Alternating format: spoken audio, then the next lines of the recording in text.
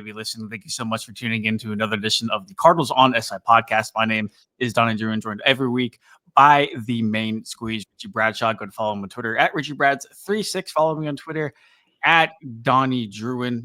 Richie, I'm sure a lot of people are going to see the title of this video and say, wowzers, what are you guys even talking about? But I think this might have a little bit more legs than people may be anticipating. The Cardinals have a bunch of cap space moving into the 2025 offseason, a lot of draft capital to make something big. There's a general feeling that something big is going to happen with this team, whether it's in the draft, whether it's free agency.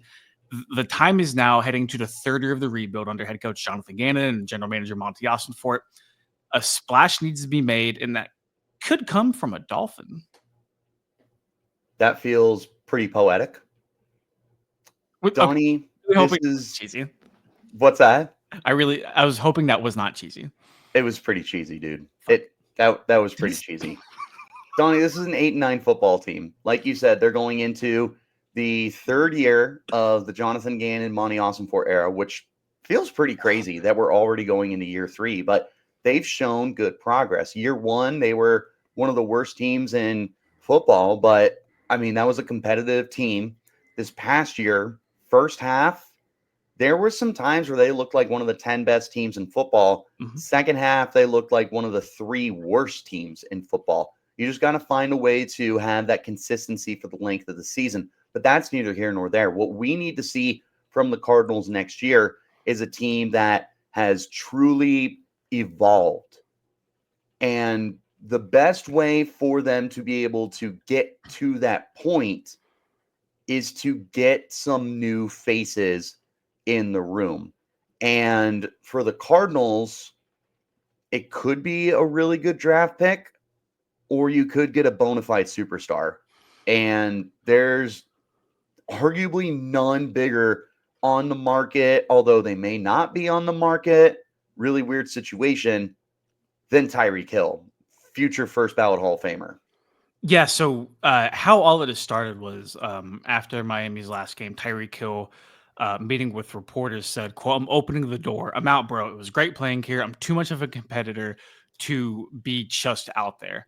That spurred a bunch of speculation about his future. Like the top story in the NFL with the playoffs going on. Yep. He changed his profile picture on Twitter to his face over Antonio Brown whenever he chucked up the deuces and dude, I didn't catch that. Did he really? Oh, yeah. That's funny. Yeah. I didn't catch that. That's funny. Yeah, so all of that happened and everybody's like, okay, like, you know, he wasn't just pissed off after losing or whatever and just ended up talking out of his ass in front of a microphone. Like, he might be going full Antonio Brown. You never go full Antonio Brown, but that is neither here nor there. A lot of the speculation, Richie, began, at least for me, I didn't really even connect the Cardinals and Tyreek Hill as a remote possibility. No, I sure didn't. Until the 33rd team had put this out. Trade destinations for Tyreek Hill, the Cardinals, Raiders, and Chargers being listed. We can talk trade packages here in a little bit. A third and then a 2026 4th round pick for Tyreek. Don't hate it. Don't love it. No. And with that package, I would assume you are inheriting the entirety of that contract. And the Cardinals can take it on. I mean, they got, what is it, the second or third most cap space in the NFL going into this offseason? Fourth most effective cap space. I think the number's around $72 million. Gotcha. They can definitely take it on, but obviously you prefer when you're making a trade for someone with as massive a contract as Tyreek Hill has, that you would get some help. Another thing to think about, Donnie, this literally just crossed my mind. If you remember, I think it was last year, Tyreek Hill had said he wants to play out the current contract he's on and then retire.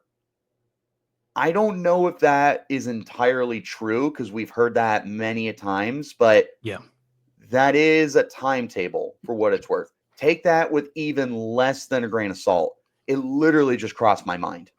Hill does turn 31 this offseason. He does have 2 years left in his contract. We will talk about that here in a little bit. But 33rd team had put it out there, and I'm like, you know, like sometimes you see like one Twitter account post something, and you're like, maybe they're just putting their opinion out there. The Athletic picked it up. The Athletic had tabbed the Cardinals as also another potential destination for Tyreek Hill. Doug Holly, who covers them, put a really, really good blurb in there about why it would make sense, why it wouldn't make sense. And I feel like we're on opposite ends of the spectrum, just in terms of what the Cardinals Me and you. should. Yeah. Just in terms of like what they should or should do, which obviously makes for some pretty good entertainment. So without further ado, my brother, let's chop it up. Pros and cons of the Arizona Cardinals going after Miami Dolphins wide receiver Tyreek Hill. I think that the biggest pro here is he immediately upgrades the Cardinals offense. You put him in a receiver room with Marvin Harrison Jr. and Michael Wilson, not to mention Trey McBride operating in the middle. Things get open really quick for everybody Really not quick. named Tyreek Hill. There was a thought that the Cardinals offense this year would be a pick your poison kind of thing, whenever it came to defenses. That would be even more so true moving into 2025 with the guy like Tyreek Hill. And you can make the argument the Cardinals did not push the ball very, very deep down the field last year. Adding Tyreek, the ultimate deep weapon in the NFL. If you told me that was the number one thing missing from Arizona's offense last year, I would agree. I would agree 1,000%. It did not feel like they had a deep threat presence, man. Like defenses were just so content keeping everything in front of them. They tried to make Marvin Harrison that. They did their best. And he can stretch the field for sure, but that should not be your number one priority. Exactly. Yeah. He can do it. Here's something to think about with Tyreek Hill. Let's look at the two places he's been, Kansas City and Miami. Kansas City prior to Tyreek Hill. So like Alex Smith era, effective. They move the ball really well. They're going to the playoffs. They have a top offense in the top half of the league. Tyreek Hill gets introduced to the offense, even with Alex Smith in 2018. And you have 2017 with Tyreek Hill. He comes out there and he's just instant juice for this offense. And he brings it on special teams and he runs the football and he catches the football. And then Patrick Mahomes gets there and you're talking about one of the best offenses in league history for that 3 or 4 year stretch that they were together. Tyreek Hill leaves Kansas City. That's a drastic drop off from them. Now let's look at Miami. Decent offense. It was fine. Plug Tyreek Hill into that offense. Drastically improves. Immediately. He is one of those players that the moment you put him on your offense, he immediately upgrades everything. Everyone gets better. And he leaves Kansas City, and yes, there's a hole at the wide receiver spot behind him, but look how definitively worse that wide receiver position became when he was gone. Whereas with Miami, look at the way that other receivers, even besides Jalen Waddle, were able to step up because Tyreek Hill was present on that offense. Let's plug him into Arizona. They were top 16 offense around that for most of the year. You add Tyreek Hill there, it's hard to see a situation where the Cardinals don't instantly upgrade themselves into a top 10 and flirt with a top 5 offense. He is one of those kind of players that elevates you at such a dramatic level. There's few guys in league history who change an offense so dramatically the way that Tyreek Hill does.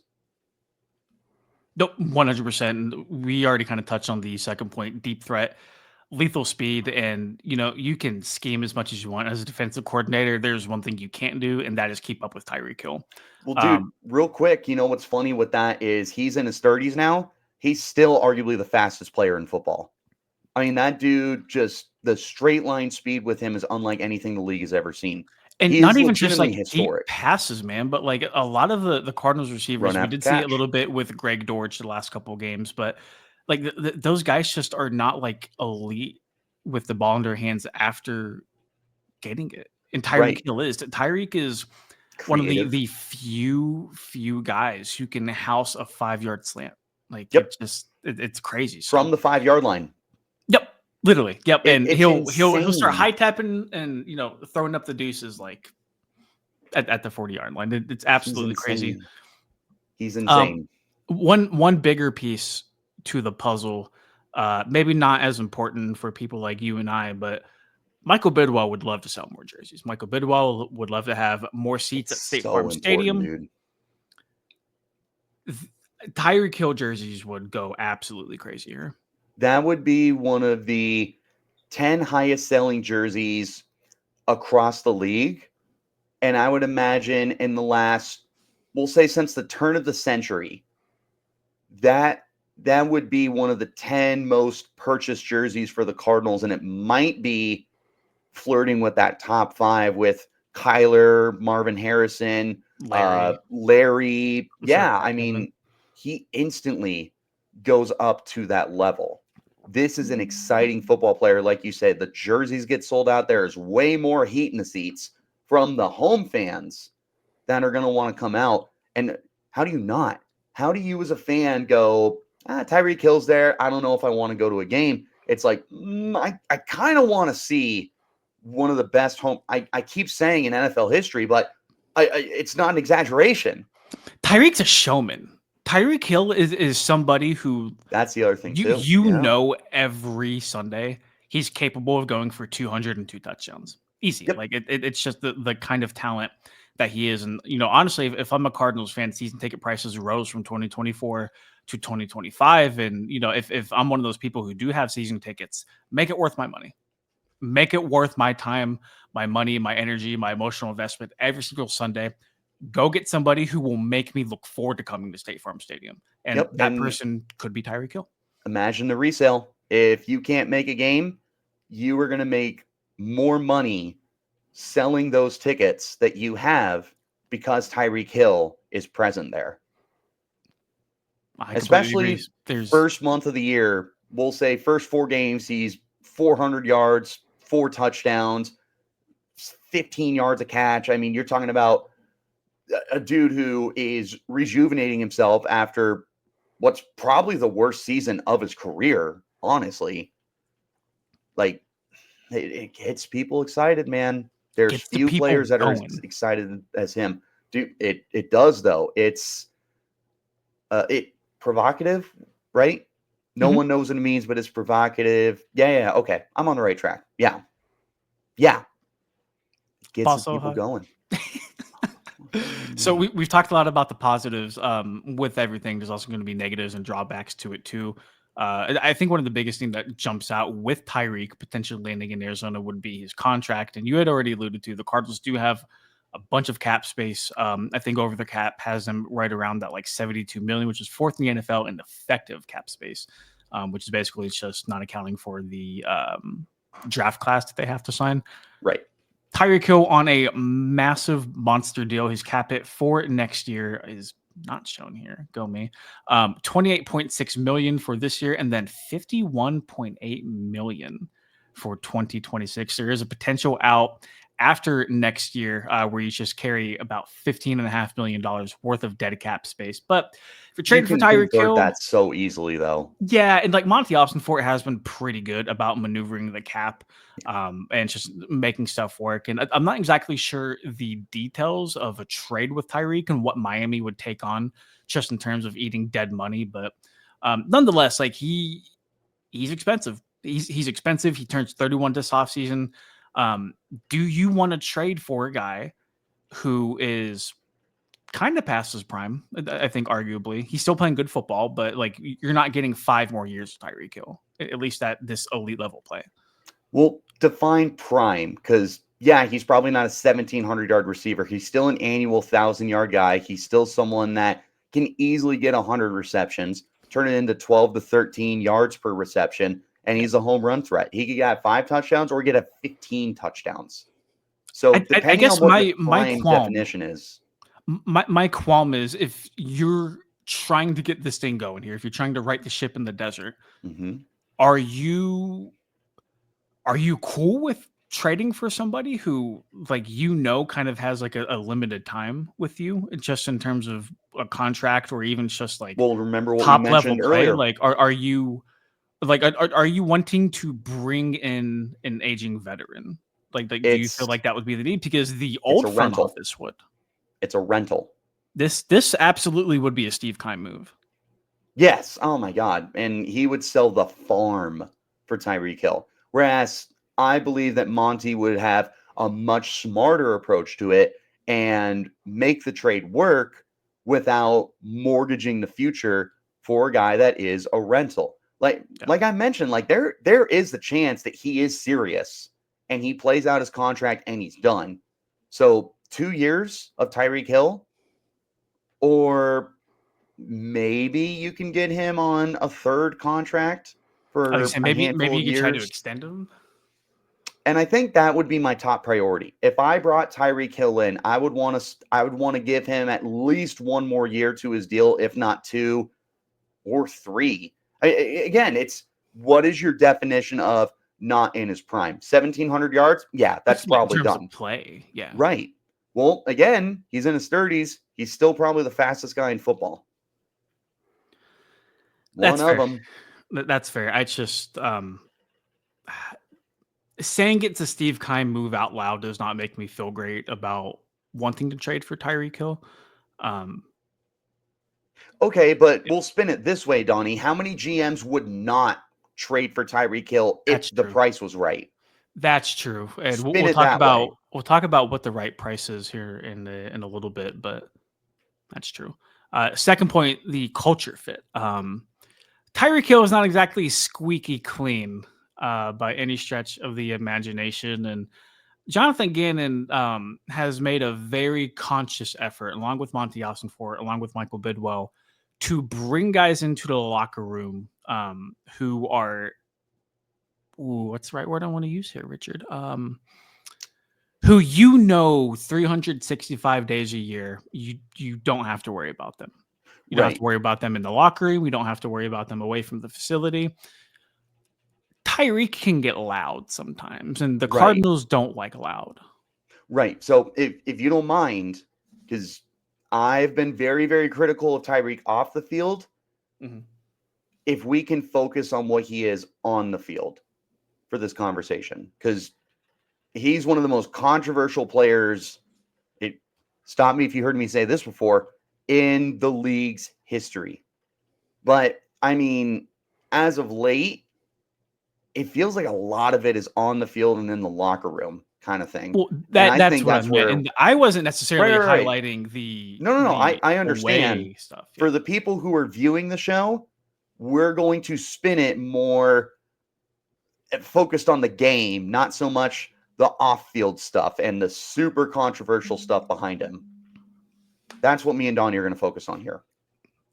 well, even just looking at the locker room, like, dude, like That's what I'm saying. he Yeah. just did an interview where he was like, "I'm out. Like, I don't want to be here. Like, get me out of here." Right, because if Drew Rosenhaus, excuse me, his agent is in fact spot on, and he's like, no, Tyreek is committed to this team. Okay, how are you going to face the rest of your team? How's that conversation with Tua going to go? Where it's like, hey man, heat of the moment, I said that, and Tua's like, I don't know, man. That's a pretty bold thing for you to say that you're out when you're my number one receiver. So it's already going to be a very intense and awkward conversation if he does return to Miami for next year. I would agree, but I mean, counterpoint to that, with the guy as talented as Tyreek, he's probably just frustrated. Sure, dude. Yeah. When he made that interview, in the back of my head, I was like, he's gonna walk that back. Like, Oh, for I sure. do not believe that that's 100% what Tyreek believes in his heart of hearts. Because remember, there was previously he had made a comment about like coaching and stuff like that, and they're like, "Hey, what do you mean by that?" And he was like, "Oh, well, to preface it, that had nothing to do with Mike McDaniel." So there's been stuff out of context that he said, and I also think that this was a heat of the moment thing. I truly don't think that is heart of hearts what Tyreek Hill believes at this point in time. I would agree. We'll see. We'll see, man. I We'll don't see. think he would completely be against the trade, but I'm not in the locker room. I'm not in Tyreek Hill's head yet. No, probably don't want to be. Probably A don't want lot going on up there. the last. I watched that podcast him and Antonio Brown did, and I'm just like, good They golly, man. Oh, where is it? I need to see that. I'm not gonna. I'll send it to you so you can block it. How about that? Okay, yeah, no, send it to me so I know not to watch it. And I Exactly. can make sure I don't see it. I only asked where the Tyreek Hills were at so I could stay away from So I them. can stay away. Babe, you have to Potential believe draft me. capital being the last point on this list. The 33rd team had a third and the fourth round pick going to Miami for Tyreek Hill. The Athletic had a third round pick only going to Miami for Tyreek Hill. And again, that just gets into the point where, you're moving to the third offseason under Austin Fort. You've shown you can be competitive. It's time for a big move. Um, are you comfortable with dealing a third round pick for a guy who may play 2 years for your team and leave? Or would you rather take that third round pick, invest into a younger receiver who obviously is a lottery ticket compared to Tyreek Hill, but you'll have a controllable contract with him for the For at least foreseeable 4 future? years. Yep. Well, Donnie, you have 5 draft picks for this upcoming draft. You could have 6 depending on how the compensatory picks work out. Like I know PFF still has a 6th pick for the Cardinals, and I'm pretty sure PFF does that projecting compensatory picks for teams. So they may have a 6th pick. You don't have a ton of great ammo this year to offer.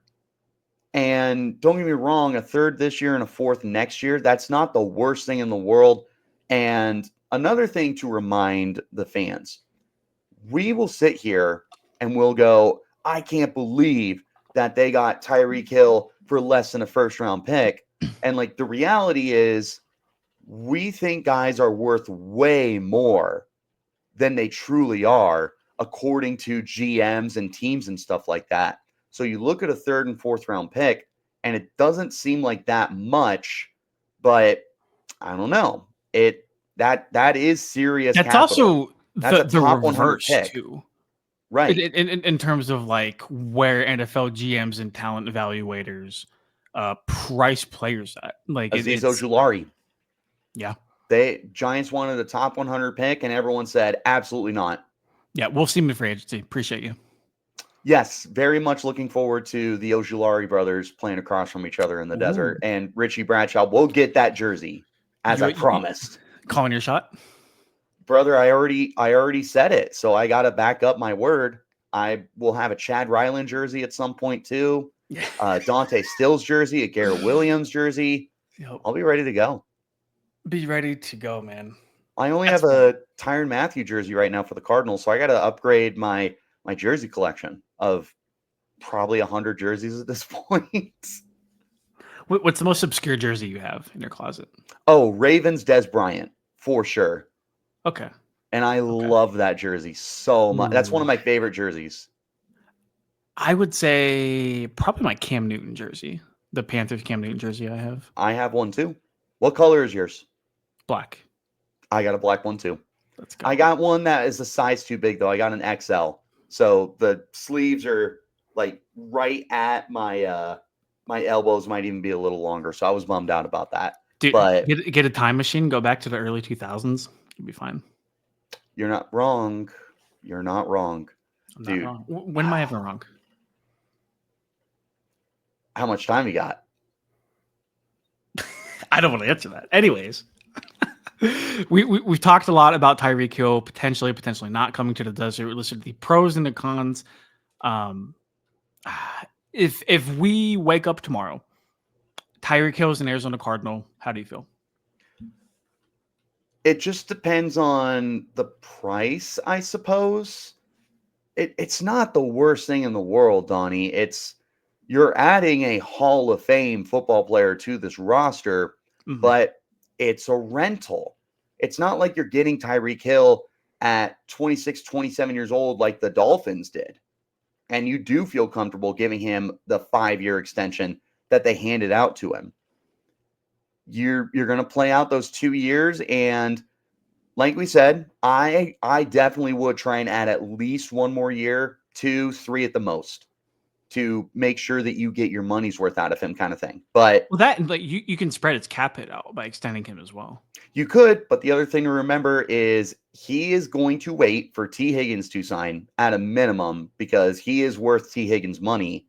and God forbid he waits for Jamar to sign, I mean, you got to remember that as well. And even for a 30-plus old receiver, he's not that far behind either of those two guys.